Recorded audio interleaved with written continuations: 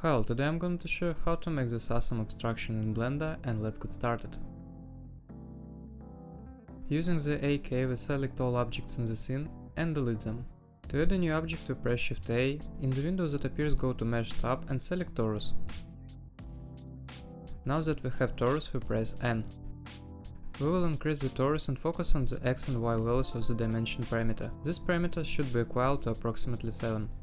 To increase our torus, you need to press S. To avoid problems with the object in the future, we need to apply scale.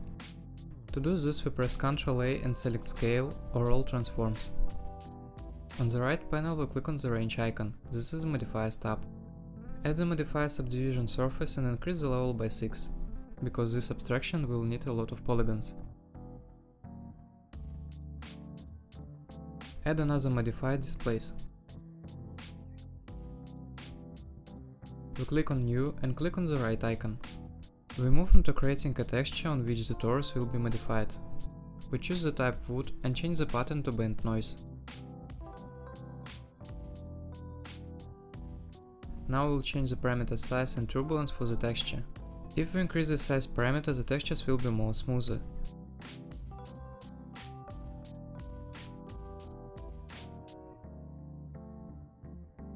If we increase the turbulence parameter, the textures will be more swirling and more unusual.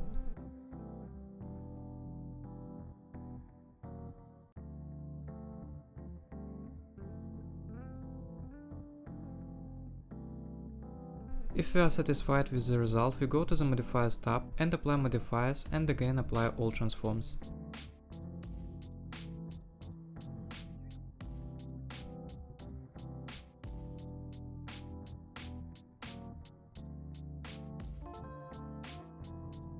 Click on the camera icon and go to the scene settings.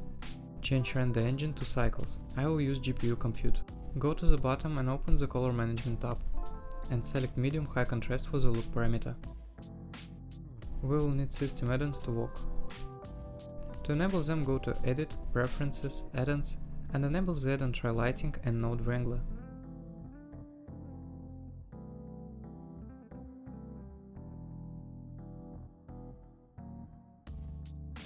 If you don't have these add-ons, then go to Get Extension tab and enable them.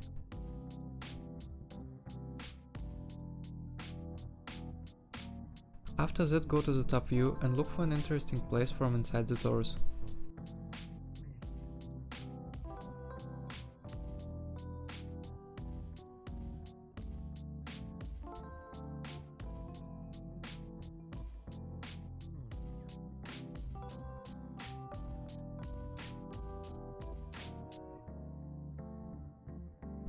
For example, this place.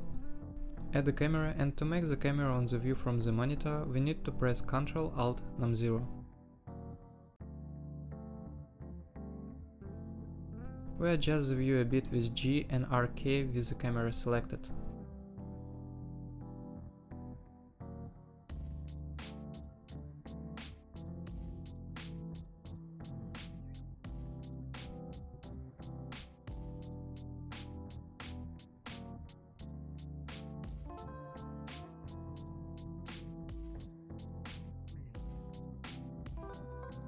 We add empty and minimize it for convenience. Click on the orange square and at the top of this tab you can rename it for convenience.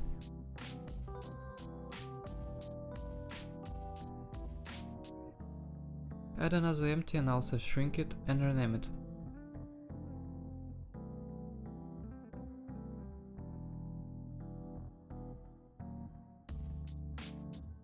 Using the GK and one of the axes, move empty to the far side of the torus.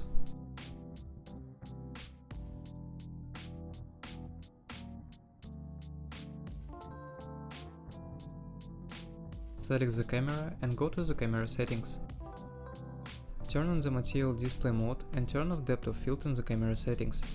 As a focus, we choose empty with the corresponding name. By changing the values of f-stop, we adjust the strength of the focus. I noticed that the surface of the torus is rough, so right click and select Shade Smooth.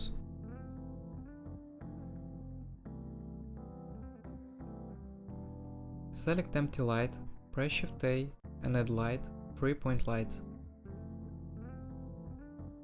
Select the appeared light sources and press S to increase the distance between them.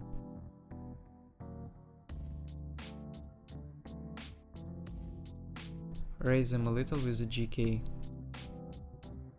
To increase the light sources themselves, we go to the top panel and change the median point to individual origins. Now that we press S, the light sources are magnified.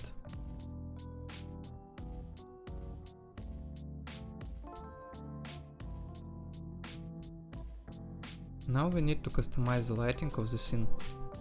To do this, we increase the timeline field and change it to Shade Editor. We change the type from Object to World. The background node is responsible for lighting the scene. To add your own lighting, we select Background and press Ctrl-T. In Environment Texture, we select any HDRI map. You can find HDRI map just by typing in the internet. If you want to keep the lighting from the HDRI map, but the view of the scene was a different color, we do the following connection of nodes. Add mix shader and insert it between background and material output. Select background, duplicate it with Shift D and connect it to the bottom input of mix shader. Add light path and connect this camera array as effector.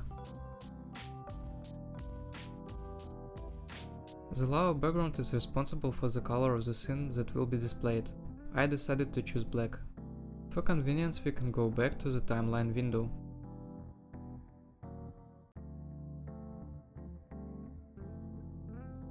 Choose a light source and experiment with the light intensity in its settings. I will try to set all light sources to 500.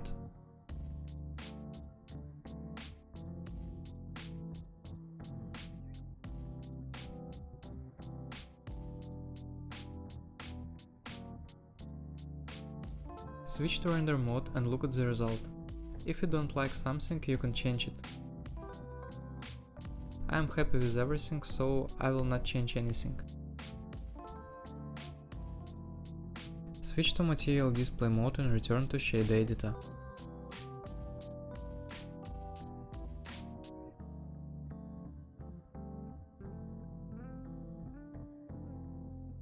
Change the mode from World to Object and select the torus. Press New and go to the creation of the material. If I explain what each node is responsible for, the video will be quite long, but if you want I can dedicate a separate video on this topic.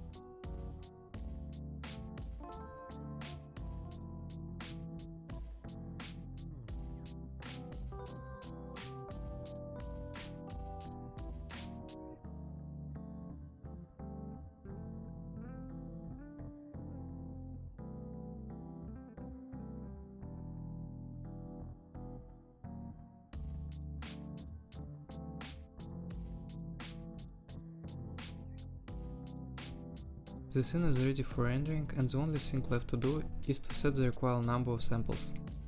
To do this, go to the scene settings and change the number of samples.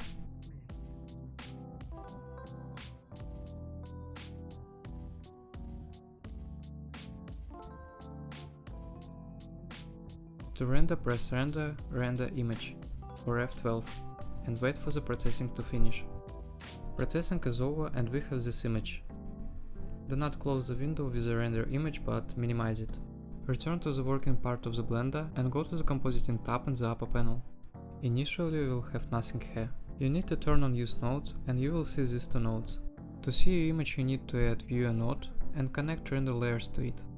To combine the node Composite and Viewer, you need to press Ctrl and the right mouse button and draw a line.